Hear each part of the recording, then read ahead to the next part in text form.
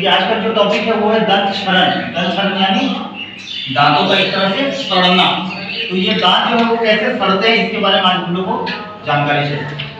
तो यहाँ पे दिया क्षरण यानी क्षय होना एक तरह से, यानी टूटना, और कैविटी मतलब होता है एक तरह से आपको कह सकते हैं कि छेद। ठीक है, कैविटी यानी छेद, जिसको हम लोग गुहा भी बोलते हैं। ये छेद या गुहा, हिंदी में इसका नाम कैविटी। ठीक, छेद या गुहा। तो यहाँ पर है कि हमको सबसे पहले यही समझना है कि क्षरण होता क्या है, दांत सड़ते कैसे हैं, इसका बचाव कैसे कर सकते हैं, इन सब के बारे में आज हम लोग पढ़ना है। तो जो दांत का जो सबसे ऊपरी परत होता है, दिख रहा है ना, यहाँ दांत का जो सबसे ऊपरी परत, उसको हम लोग कहते हैं इनेमल। क्या कहते हैं? इनेमल। और ये शरीर का सबसे हार्डेस्ट पार्ट होता है। ध्यान रखिएगा, कभी कभी क्वेश्चन आता है ये कि शरीर का सबसे कठोर भाग क्या होता है, सबसे कठोर मजबूत हमारे पूरे शरीर, हड्डी से भी ज्यादा। तो ये क्या होता है? इनेमल, यानी सबसे कठोर, सबसे हार्डेस्ट पार्ट होता है हमारा इनेमल। ठीक है, अगर साइंस का क्विज होगा आप लोगों का तो ये क्वेश्चन हम देंगे। तो उसके बाद है ठीक इनेमल के ठीक नीचे जाएंगे तो हमको जो पार्ट मिलेगा वो होता है डेंटाइन। ये डेंटाइन होता है। नीचे में होता है पल, दांत के ठीक नीचे। ये दांत का सब खत्म हो गया, नीचे पल। यहाँ पे ब्लड कैपिलरीज होती है, यहाँ से ऐसे जाता है नीचे से ब्लड कैपिलरीज इस तरह से, यानी रक्त वाहिनियां जाती हैं इसके अंदर। ठीक है, और नीचे ये मसूड़ा जानते हैं ना, देखिए ये दोनों तरफ से मसूड़ा इसको क्या किया हुआ है, नहीं मतलब मसूड़ा के अंदर ही दांत होता है ना। तो ये हो गया हमारा गम। तो और ये वाला पार्ट देख पा रहे होंगे, दांत का ये नुकीला पार्ट। कभी दांत को देखे निकाले हैं कभी? अभी जो आपका दांत टूटा है बच्चा में, तो यहाँ पे नीचे में एक नुकीला जैसा पार्ट होता है ना, उसको हम लोग बोलते हैं रूट। कभी कोई दांत उखड़वाए देखे कभी? डॉक्टर का दिखा दो, दांत दिखाइए अपना, नहीं देखना चाहिए। उसमें आपको नीचे रूट दिखता है। ठीक है, ये रूट एकदम धसा हुआ होता है गम में। इसीलिए जब डॉक्टर दांत निकालते हैं तो थोड़ा तकलीफ होता है और दांत निकाला जाता है वहां से। अब यहाँ पर है, इसको पढ़ेंगे। ये समझिए पूरा स्ट्रक्चर, शुरुआत का पार्ट इनेमल, उसके ठीक नीचे का पार्ट डेंटाइन, उसके फिर डेंटाइन के नीचे का पार्ट होता है पल। ठीक है, और ये जो हमारा दांत होता है वो पूरे मसूड़े से क्या होता है, अटैच होता है, सटा होता है। और जो दांत का सबसे नीचे का जो पार्ट होता है वो कहलाता है हमारा रूट। बस यही होता है। और यहाँ पे ब्लड कैपिलरीज पास हुआ होता है, इसी पल्प के अंदर से ब्लड कैपिलरीज पास किया हुआ रहता है। अब यहाँ पे जो लिखे हैं, देखिए दंत क्षरण एक ऐसी प्रक्रिया है जिसमें दांत सड़ जाते हैं। अब क्वेश्चन मार्क है यहाँ पे कि दांत सड़ते कैसे हैं, ये हमको जानना है। और दांतों में गुहा बन जाती है, यानी अगर एक दांत बनाए हम ऐसा, अगर एक दांत बना दें तो दांत में गुहा, यानी कि यहाँ पे क्या होगा, धीरे धीरे दांत को क्या करेगा, वो छेद करेगा, गड्ढा करेगा। इसी को हम लोग बोलते हैं। यहाँ अगर इस भाग का दांत टूट गया किसी वजह से यानी सड़ने की वजह से यहाँ पे गड्ढा हो गया, छेद हो गया, तो इसी को हम क्या बोलते हैं, दंत क्षरण बोलते हैं। ठीक है, अब है उसके नीचे आपका, हमारे मुंह में जीवाणु मौजूद होते हैं लेकिन ये हानिकारक नहीं होते। अब हमारे सबके मुंह में क्या होते हैं, जीवाणु, बैक्टीरिया प्रेजेंट होते हैं। बैक्टीरिया क्या प्रेजेंट हुआ, बैक्टीरिया सबके मुंह में होते हैं जीवाणु।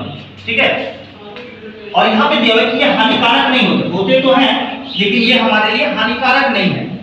खाने के बाद मुंह साफ नहीं करने पर, अगर आप कोई भी चीज खाएं और अगर मुंह में कुल्ला ना करें, हम ब्रश ना करें अच्छे से, तो ये खाना का जो अंश होता है वो दांत में क्या हो जाता है, फंस के रह जाता है ना।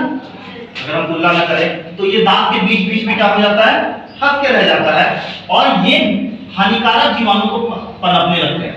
अब यहाँ इसके बाद क्या होता है कि हानिकारक जीवाणु उसकी वजह से, खाने की वजह से पनपने लगता है। यानी जीवाणु का जो, बैक्टीरिया का जो ग्रोथ रेट है, यानी बढ़ने का जो दर है, वो क्या हो जाता है, धीरे धीरे बढ़ने लगता है। बहुत ज्यादा हानिकारक जीवाणु क्या होते हैं, पनपने लगते हैं हमारे मुंह में। ये जीवाणु बचे हुए खाने में मौजूद शर्करा को तोड़ देते हैं और अम्ल छोड़ते हैं। अब यहाँ पर मान के चलिए यहाँ पे दो दांत बना दें हम, इस तरह से दो दांत,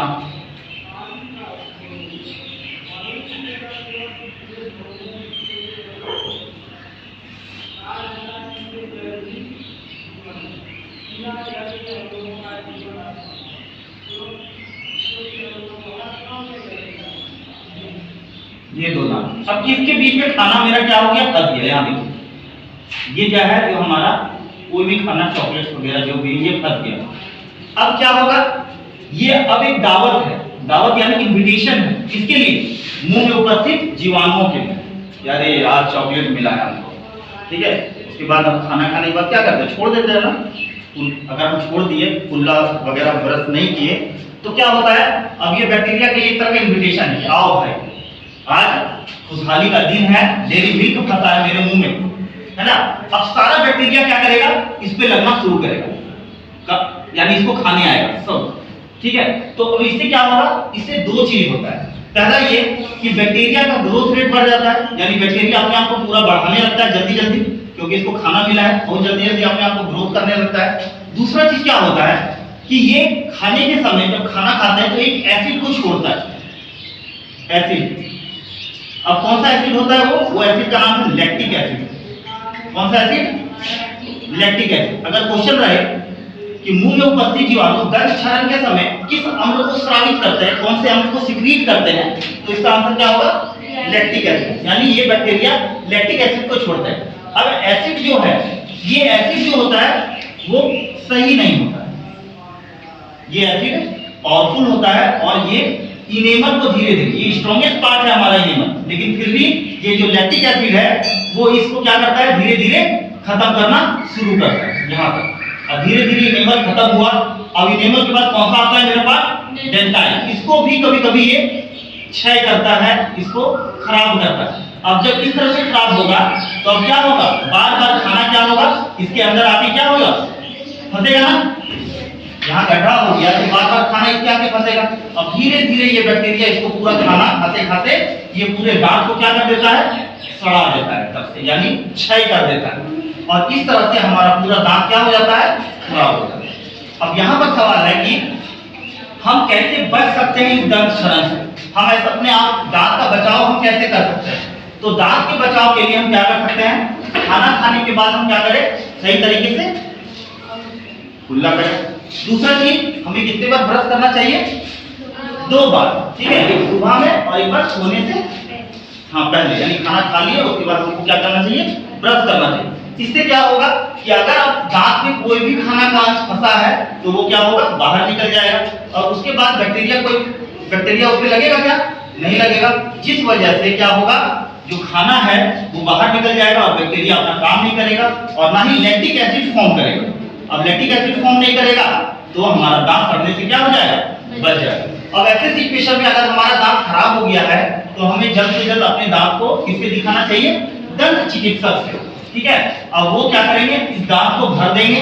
अब क्या होगा, इसमें दांत में खाना जमा नहीं होगा और आपका बगल वाला भी दांत सड़ने से क्या हो जाएगा, बच जाएगा। अब मान लीजिए ये दांत सड़ा तो अब इसके बगल इसकी अब वो लैक्टिक एसिड फॉर्म करेगा, हो सकता है इसके बगल वाला दांत क्या हो जाएगा, बगल वाला भी दांत सड़ जाएगा। इस तरह से हो सकता है कि एक दांत के सड़ने से बगल वाला भी दांत सड़ जाए। तो जल्द से जल्द हमें अपने डॉक्टर को दिखाना चाहिए और उसका क्या कराना चाहिए, ट्रीटमेंट कराना, ठीक है।